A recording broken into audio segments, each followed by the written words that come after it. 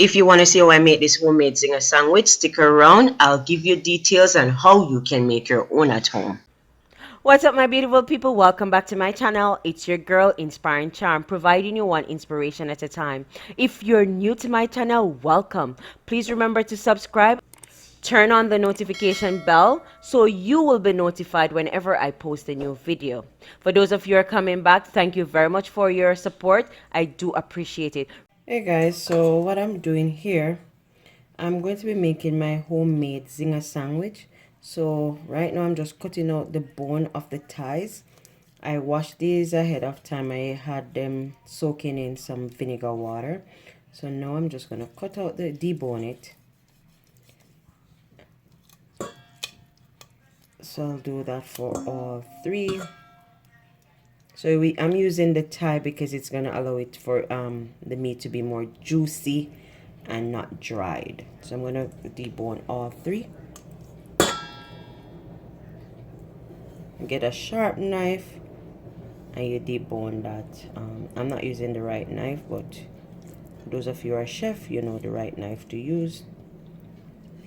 Yep, but you can use any knife once it is sharp, just to cut out the bones from the.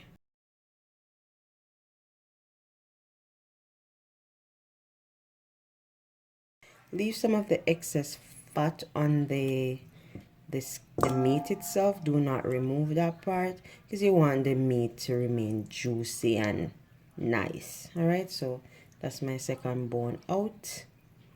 I'm gonna do the other one and come back. So guys, I'm finished deboning my chicken. So I'm just gonna get my little Marta pistel, and I'm just gonna tenderize the meat just a little.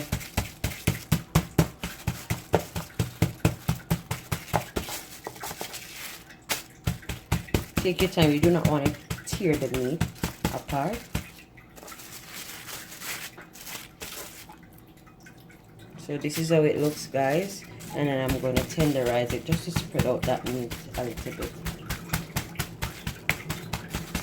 See how bigger it gets once you start tenderizing it. So I'll be making zinger, guys.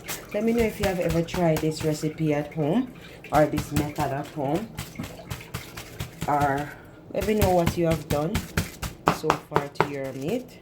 So that's two.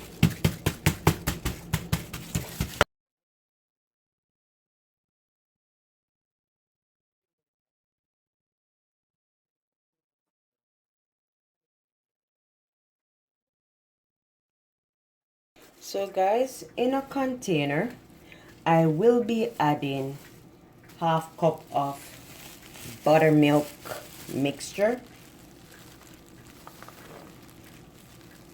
Buttermilk, right? Cajun seasoning. I'll be adding 3 tablespoons, and I'll be adding some chili pepper powder. Teaspoon of salt. Teaspoon of cayenne pepper to that. Now guys, I'm going to add some water, about a cup of water to that, and mix it thoroughly. So here you go, cup of water, and I'm going to mix this thoroughly, guys. Some persons can add flour to theirs right now. I had 2 tablespoons of flour just to make it a little bit thicker. Now guys, you know we like a lot of flavors, so I'm going to go ahead and add some onion powder to that, just to let it have a little bit more kick. A teaspoon of onion salt. To that I'm going to be adding a tablespoon of my green seasoning blend, just to make sure that all my flavors come together. So I'm just going to add a tablespoon of that. It's optional, you don't have to do that, guys, because we're making our zinger sandwich. So now, my lovely people, what I'm going to do, I'm going to place my chicken in my mixture, and I'm going to cover it and leave it overnight.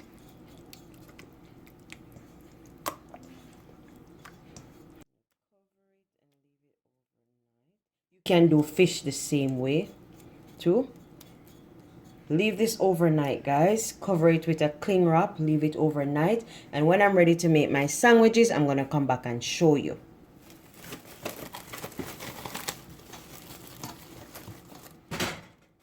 Welcome back. So now I'm gonna be frying my chicken for you. So let me get my oil ready. Okay guys, so to my pot over here, I'm gonna put a scotch bonnet pepper and a few pieces of onion to fry in the oil to fry my chicken.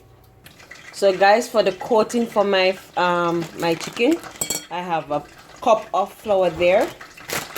I'm gonna add a teaspoon of paprika. I'm going to be adding a teaspoon of baking powder.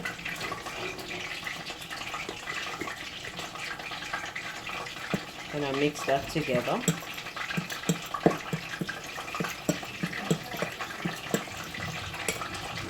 Remember guys that this is my version of my Zinger sandwich. You can share yours below. Remember, if you're new here, remember to like, comment down below, and let me get to meet you. Introduce yourself, guys. Guys, and if you're not a part of my membership, join to support my channel.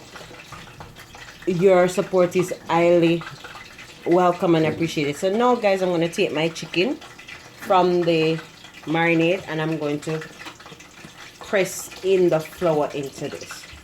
So you want to press in the flour into the chicken so you can start form some nice crunch on the outer part of the chicken.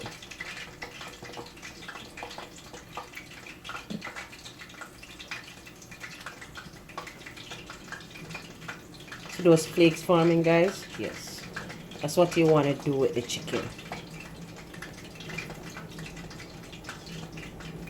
So this is how it should look, guys, with all those flakes on it.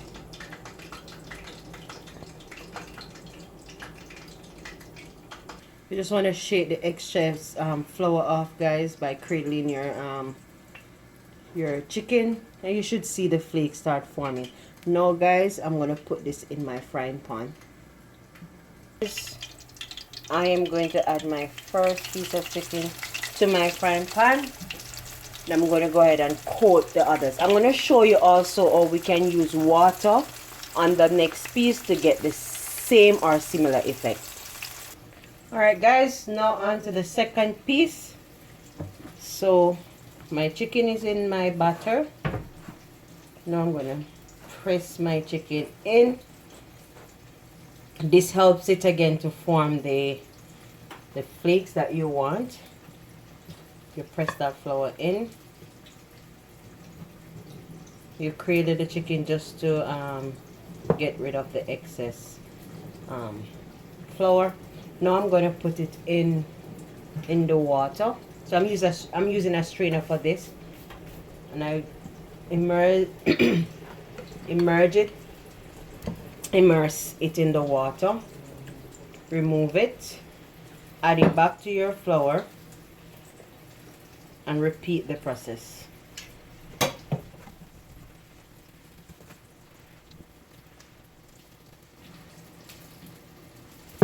This is how you want it to look, guys.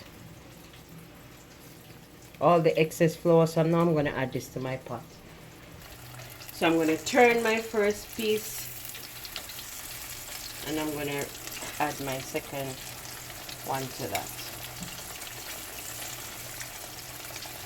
You want to fry this on medium heat, guys, not too high, not too low. Guys, ensure you fry it until it is golden brown. This is the one that I use the water for. You can see how fluffy and flaky it is.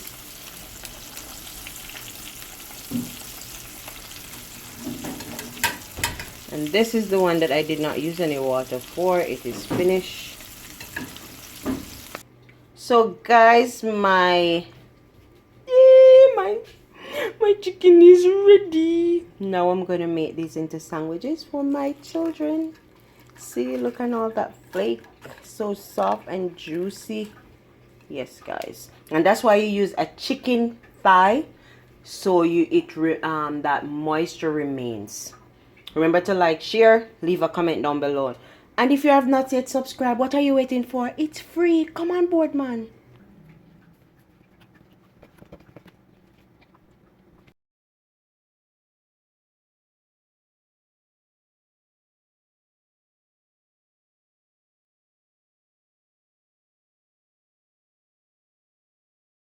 Ooh, this is gonna be a healthy, hefty sandwich.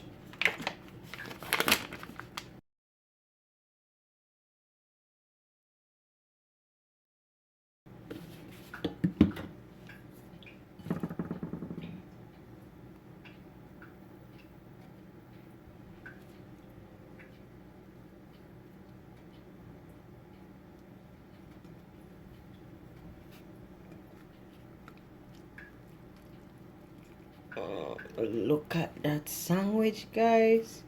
Look at that. Yep. Yep. Juicy. Juicy, guys. Juicy. Yes, guys. So that's one sandwich down. Two more to go.